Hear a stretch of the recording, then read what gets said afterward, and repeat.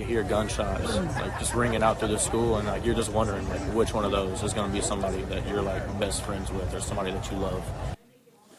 Our community grieving and still in disbelief after a 14-year-old gunman opened fire inside Apalachee High School, killing 2 students and 2 teachers in Barrow County. Really a tough day for people all across the state and the nation after yet another deadly mass shooting, this time in our area. Barrow County schools have canceled all classes today and tomorrow as students, parents, and the community are mourning after the deadly mass shooting at Apalachee High School. Here's a look at the scene yesterday, and we also are learning more about the victims killed in all of this. We know that Mason Schermerhorn and Christian Angulo were only 14 years old.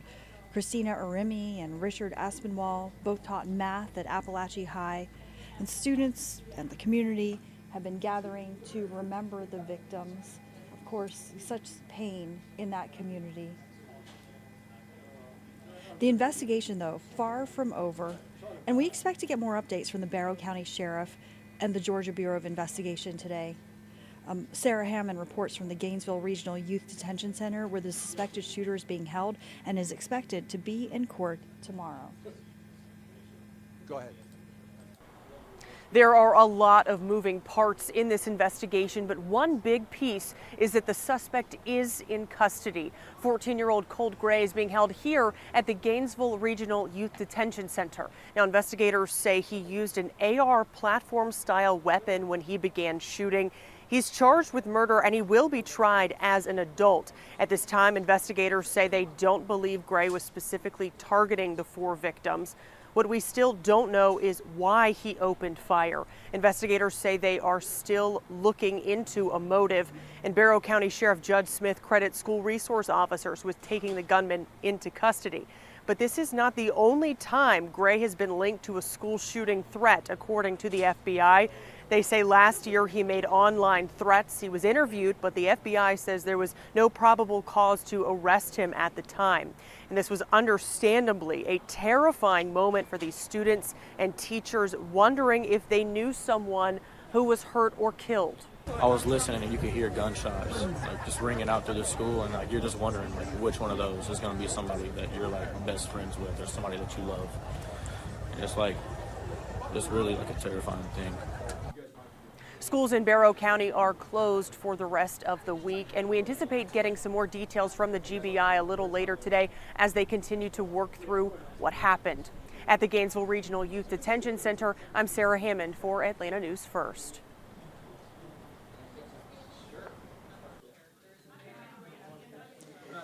And here are images of the victims. Mason Schermerhorn and Christian Angulo, just 14 years old. You're looking at Christina Arimi and Richard Aspinwall, who both taught math at Apalachee High. And students gathered to mourn those lost. The community is still very much in shock. And memorials are growing at the school and at Jug Tavern Park, where a vigil was held last night. Atlanta News First Don Shipman continues our team coverage at the park now, where the community is coming together to support one another. Now that it's daylight, you can see a church directly across the street, and I suspect that a lot of people will be leaning on their faith. They're also leaning on each other. Take a look right here. You can see all of these flowers, the candles, and stuffed animals that have been placed on the steps of this stage right here, located in Jug Tavern Park. Last night, there was a candlelight vigil that took place here. Dozens upon dozens of people gathering here in this sprawling park. There were a number of speakers who took the stage, others getting together to talk and hold one another. A tiny source of comfort for a community mourning the loss of 2 14-year-old students and 2 teachers. We talked with one student who was releasing balloons to honor the victims, and then another student simply trying to process what happened. I still don't believe this is real. Like, I knew a girl that got shot in her leg, and it really broke me because she was like a sister to me, and I don't know how to react to it. There's going to be 4 families tonight who don't, someone's not going to be home with them tonight.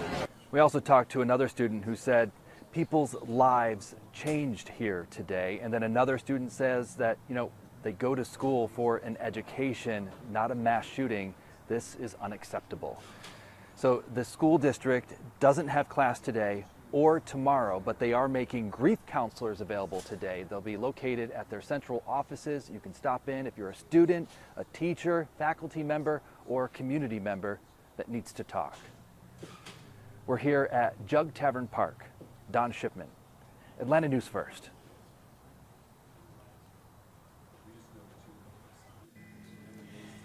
And, parents and students obviously understandably upset after learning that school administrators were actually looking for the suspected shooter before the violence started. Atlanta News First anchor Sean Gable spoke with one mother who confronted state and local officials and school officials last night.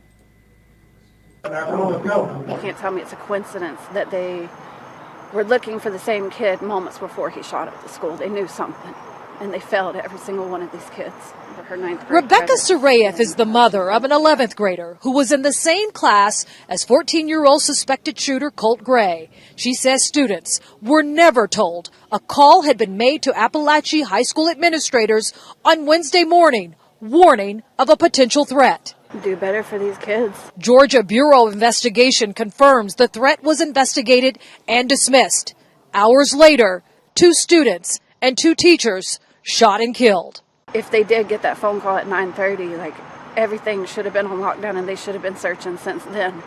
Sarayev had homeschooled her daughter since 2019. She allowed her to return to Apalachee High School for her junior year, a decision she says she now regrets. I told all the cops here this morning, this is all of your guys' fault. It's the cops' fault. It's the damn school's fault. You could have did so many things differently and you might have had a different outcome. They chose not to act. Sean Gables, Atlanta News First. Now, despite the sentiment of that mother who you heard from, state and county officials are actually praising the quick reaction of the Apalachee High School resource officers, and we've learned 2 SROs actually confronted the gunman. Atlanta News First reporter Josh Skinner has more. Yeah, Tanner Good and Brandon King. Those are the 2 school resource officers who are being called heroes this morning. Law enforcement saying that their quick actions help prevent further tragedy. Both King and Good have active shooter response training, threat assessment training, and in-school safety training. Barrow County Sheriff saying that the SROs confronted the shooter, who immediately surrendered. And while there are quite a few questions that remain unanswered, Sheriff Judd Smith says he is proud of how his department responded. I'm proud of the men and women behind me. I'm proud of the women that stood beside me. I'm proud of the men and women who protected these kids. I'm proud of this staff. I'm proud of this community. And I just ask for prayers. And look, the reactions of law enforcement will be heavily combed through and scrutinized in the coming days and weeks. But at least initially, it appears that the quick reaction of the school resource officers helped save lives. Reporting at Apalachee High School in Winder, Joshua Skinner, Atlanta News First.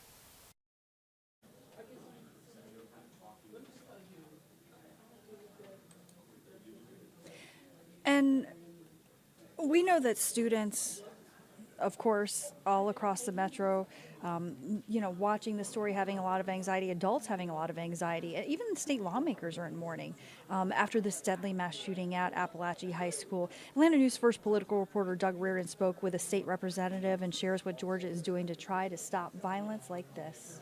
Your heart breaks for the people who are affected. Georgia Representative Esther Panich heard about a deadly school shooting at Apalachee High School in Winder the same way many of her constituents did. I read about it on Twitter and then turned the TV on, and I haven't been able to break away since. She has kids and can't imagine what it's like to get a text or call saying there's been a school shooting. It's awful. We don't have to live like this. We just don't. We can do something about it. Panich has been among a group of lawmakers in Georgia trying for years to pass new firearms legislation, but a red flag law and a law mandating safe storage of firearms both failed this past legislative session. This is not okay, and it's not normal, and we shouldn't put up with it. Last year, Governor Brian Kemp announced state schools would be getting $45,000 apiece to make safety upgrades. It's unclear if Apalachee High School had made any prior to Wednesday's shooting. Kemp tweeted minutes after the shooting saying he's, quote, directed all available state resources to the high school and that he's, quote, praying for the students affected. Georgia State Representative Chuck Efstration, who represents the Winder District, echoed Kemp, saying he too is praying for students, teachers, and staff. Doug Reardon, Atlanta News First. And, you know, children obviously still trying to process what exactly happened. And these are images of the two 14-year-old victims who were killed in this. And so much heartbreak in the community. But kids just asking a lot of questions of parents. How do you handle that? We take this Well, we opportunity spoke with to a allow local licensed psychotherapist about how to talk to kids about school shootings, and she says the best way is to create an open and comfortable space. As parents, we want to make them feel all better. And we think by saying, it's okay, we're making them feel better, but actually it suppresses what they're feeling. So it's a very important fine line between providing an open space where the child can share their fears and be heard, while also being reassuring as a parent. And that was Dr. Karen Ruskin, a licensed psychotherapist. She went on to say that whether your child wants to talk or not, it's important to honor your child's wishes while also letting them know that you are there for them. And we have extensive coverage of the school shooting on AtlantaNewsFirst.com, as well as our free mobile news app. Of course, the investigation is still underway. The suspected shooter is due in court tomorrow. So we're going to be covering all the developments as they continue to come out. And also later today, I have attorney Josh Schiffer joining me. And we're going to break down some of the legal angles, the fact that this suspected shooter will be tried as an adult, and many other issues surrounding this case. Thanks so much for joining us. If you haven't done so yet, download our free mobile news app for Atlanta News First, and you can get updates sent right to your phone. Thanks for being with us.